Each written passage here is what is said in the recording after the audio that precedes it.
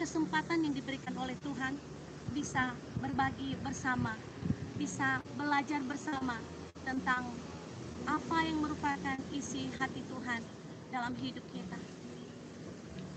Namun sebelumnya saya mengajak kita semua untuk berserah diri ke dalam tangan Tuhan sebelum kita belajar bersama apa yang menjadi isi hatinya pada kita di sore hari ini. Mari kita angkat pujian di hadapan Tuhan yang menyatakan hidup ini adalah kesempatan.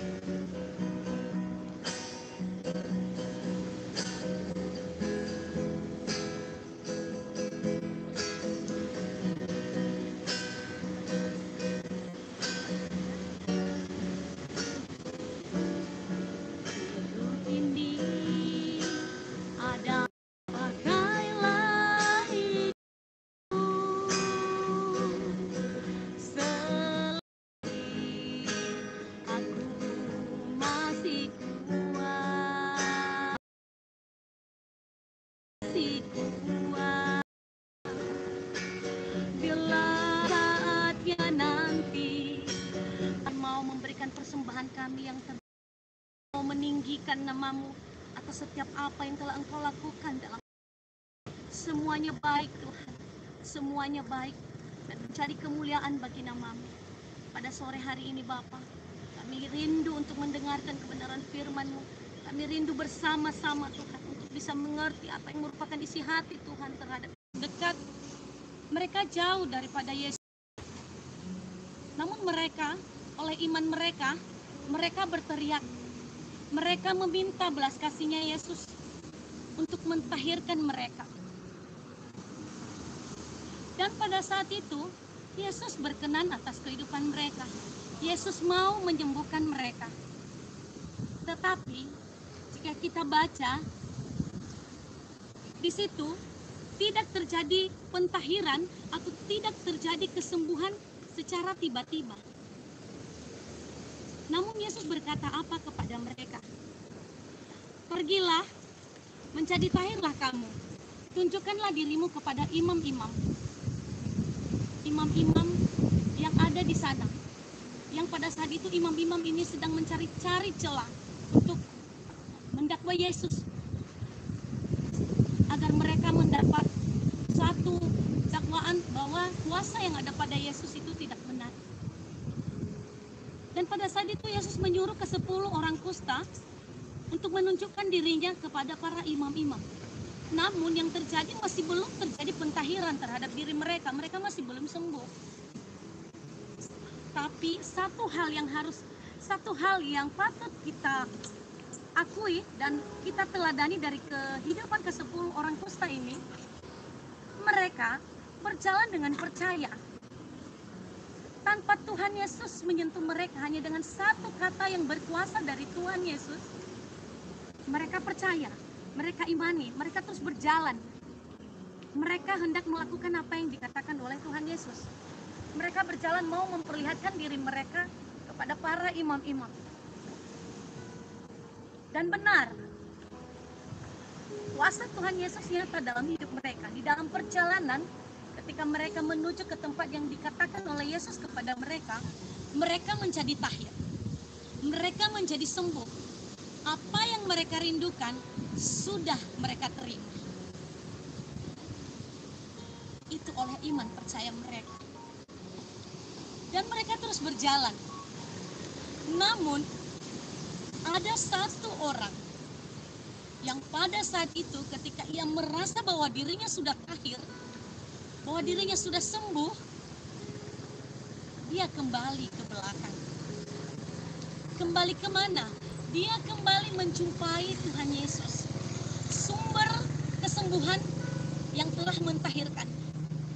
Orang tersebut berlari sambil memuji Tuhan. Dia tidak hanya berlari sembarangan, berlari. Dia berlari dengan bersorak-sorai, memuji Tuhan. Karena kenapa? Dia bersuka cita. Apa yang ia rindukan sudah ia terima.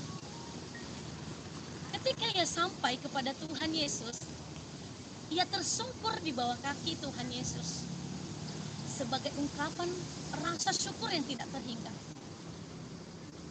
Dia mengucapkan terima kasih kepada Tuhan Yesus. Apa kata Tuhan Yesus?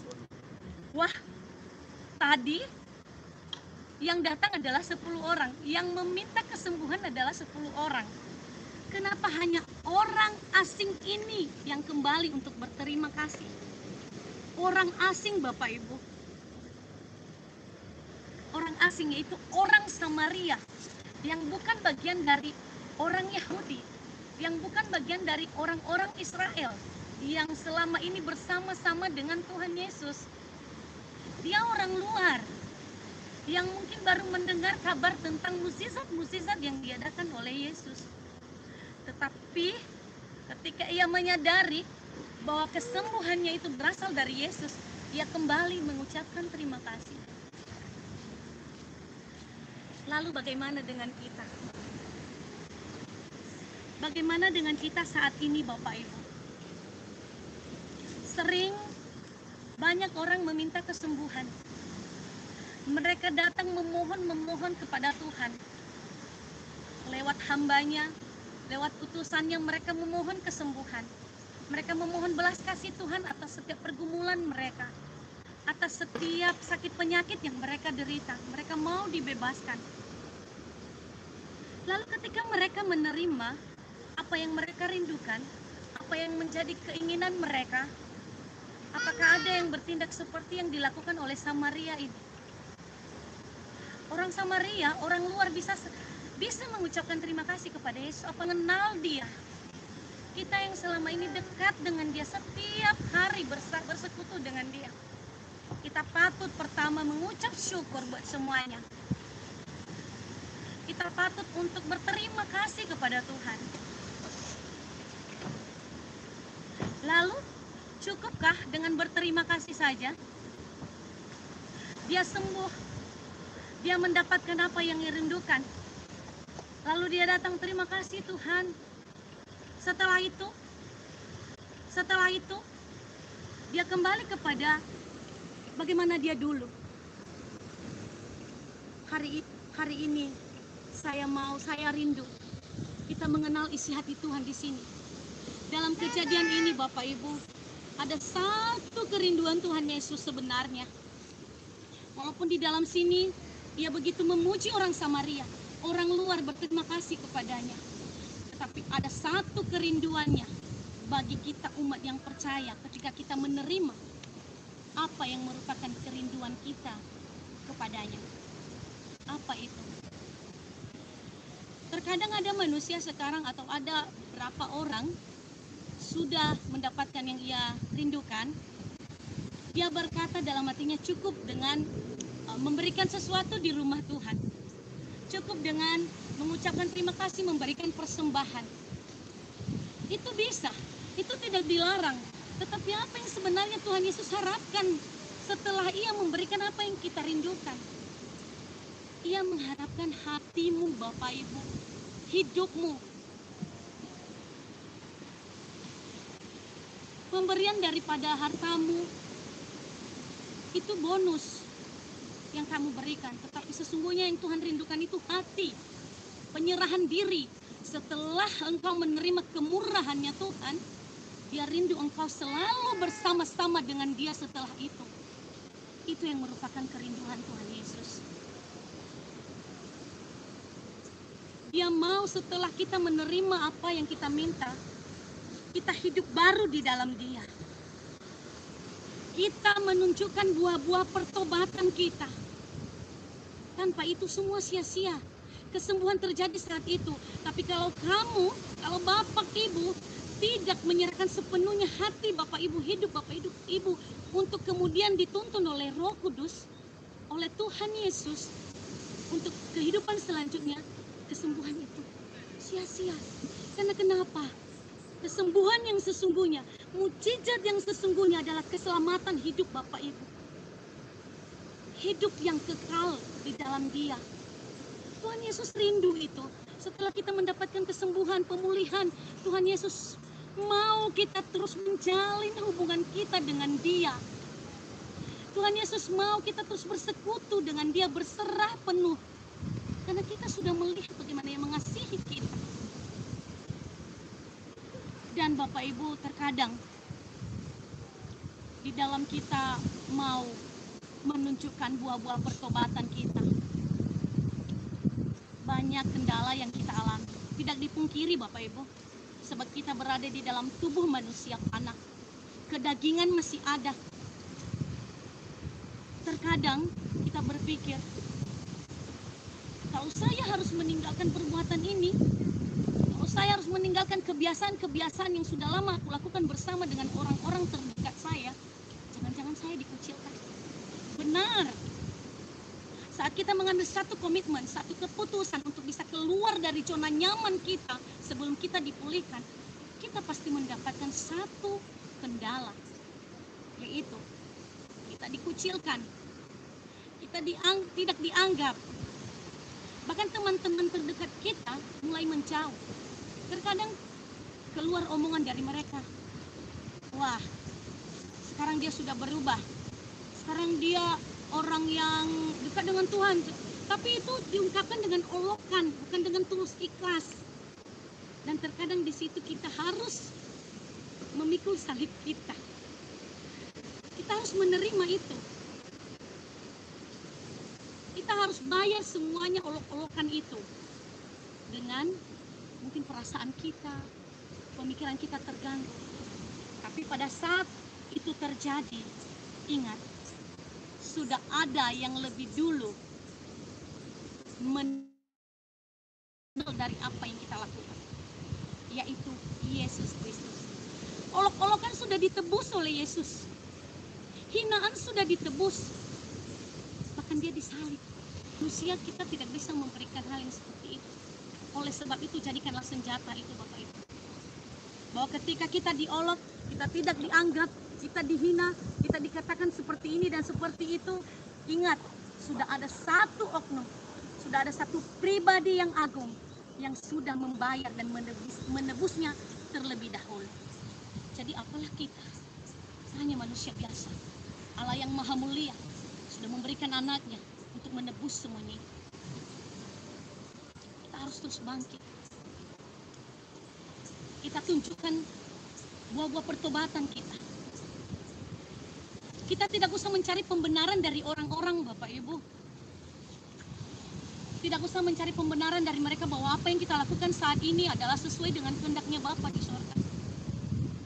Lakukan terus kebenaran. Maka pembenaran itu akan datang dengan sendirinya. Bapa akan memunculkan kebenaran kita. Dia akan bersama dengan kita. Dia setia. Kita harus bisa keluar sebagai pemenang. Melalui program ini, kami rindu mengajak kita semua untuk selalu mempersiapkan diri kita. Mempersiapkan untuk apa? Mempersiapkan untuk menyambut kedatangannya. Kedatangan Tuhan Yesus sudah semakin dekat. Jika pada tahun-tahun yang lalu program kita memperingati hari lahirnya, memperingati hari kematiannya, memperingati hari, ajak Bapak Ibu, mari kita menanti kedatangannya Tuhan. Amen. Mari kita menanti kedatangannya Tuhan. Mari kita memberitakan Injil sebanyak-banyaknya, sebab lewat pemberitaan Injil kita memperoleh mahkota kemuliaan, dan lewat buah-buah pertobatan kita mendapatkan mahkota kehidupan. Kita akan masuk surga, dan di surga itu kita mau dapat apa? Itu tergantung dari apa yang kita lakukan mulai daripada saat ini. Ketika kita masuk surga, kita mau mendapatkan apa? Kita memberikan kepala kita untuk dipasangkan mahkota, yaitu beritakanlah Injil, engkau akan mendapatkan mahkota kemuliaan. Dan hiduplah di dalam buah-buah pertobatan, maka kita akan mendapatkan mahkota kehidupan. Haleluya. Segala kemuliaan hanya bagi nama Tuhan Bapak Ibu. Demikian yang dapat kami bagikan sore hari ini dari tim penginjil Gereja Kristen Anugerah Jemaat Persatuan Iman. Kiranya pada hari-hari berikutnya kita semakin dikuatkan lewat pemberitaan firman Tuhan, dan kita semakin diberkati. Terima kasih, kembali kami sapa kita semua, shalom. Mari kita kembali berdoa. Bapa yang kekal, kami mengucap syukur buat setiap kesempatan yang Tuhan berikan dalam hidup kami. Kami bersyukur Tuhan, sore hari ini kami boleh mengerti isi hati-Mu. Terima kasih Bapa, kiranya firman-Mu pada sore hari ini dimateraikan dalam kehidupan kami, sehingga kami boleh mempersiapkan diri kami Tuhan untuk menyambut kedatangan-Mu. Dan kami boleh melakukan apa yang Tuhan perintahkan dalam hidup kami dengan tuntunan Roh Kudus untuk memperoleh mahkota kemuliaan dan mahkota kehidupan. Terima kasih Tuhan Yesus, kami berdoa untuk para Bapak Ibu pemirsa yang sedang dan yang telah menyaksikan siaran langsung penginjilan ini Tuhan. Kiranya Engkau memberkati mereka, kiranya Engkau melimpahkan anugerah-Mu dalam kehidupan mereka, masa depan mereka, kehidupan pekerjaan mereka, sehingga mereka semakin mengerti isi hati Tuhan dan semakin memberikan hidup mereka untuk kemuliaan nama Tuhan. Terima kasih Bapa bagi segala kemuliaan, hormat dan kuasa dari sekarang sampai selama-lamanya. Haleluya. Amin. Shalom. Tuhan Yesus memberkati kita.